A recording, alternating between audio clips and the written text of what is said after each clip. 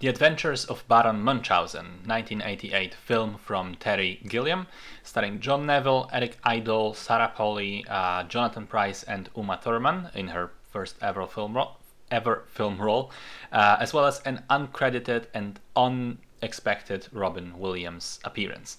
The film's production was apparently a complete nightmare, as is often the case with Terry Gilliam and his films.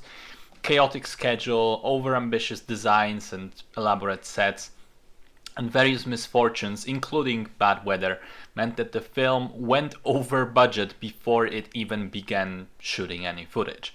The conditions on set after were completely unsafe, even for adult professionals, but especially for the 9-year-old at the time, Sarah Polley, who was apparently traumatized by an explosive going off too close to her face, and she had to be taken to a hospital. And all of that brought years of trouble and resentment towards Gilliam as the main responsible person.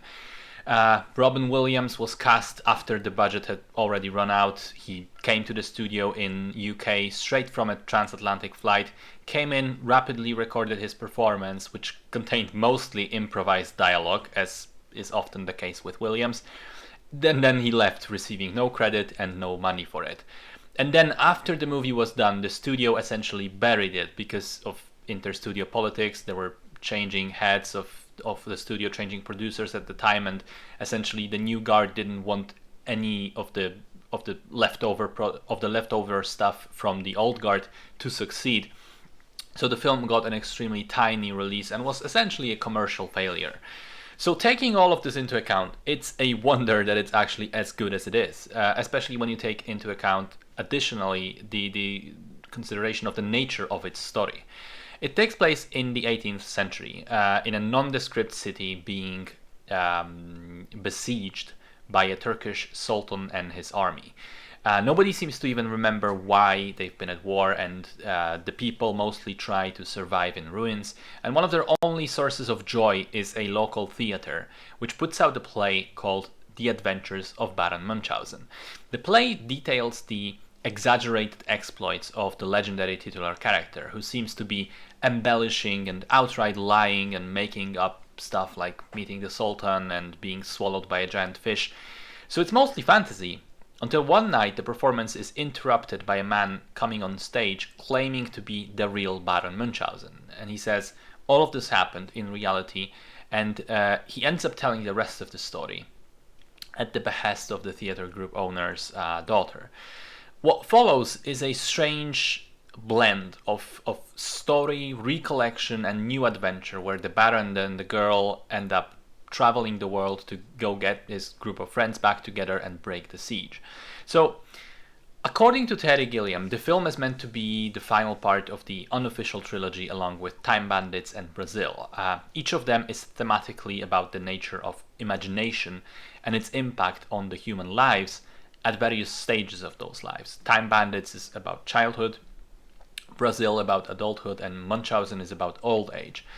And it very much is a theme of this film. The Baron and his friends are repeatedly shown to be dealing with their old age and being tired of life, and in some cases even awaiting death.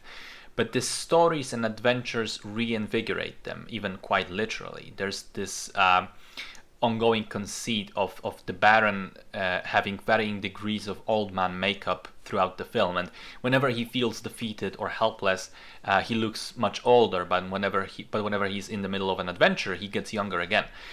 I think that the film is also about the interaction between the old man making up stories about themselves and the young children listening to those stories and feeding on them.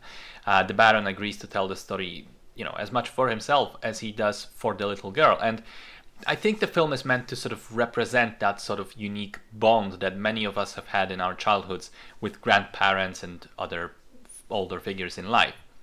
Now, the way the story progresses is very creative, but also absolutely insane. It's a crazy, fantastical journey through nonsense locations, mythologies, crazy characters, and ridiculous situations.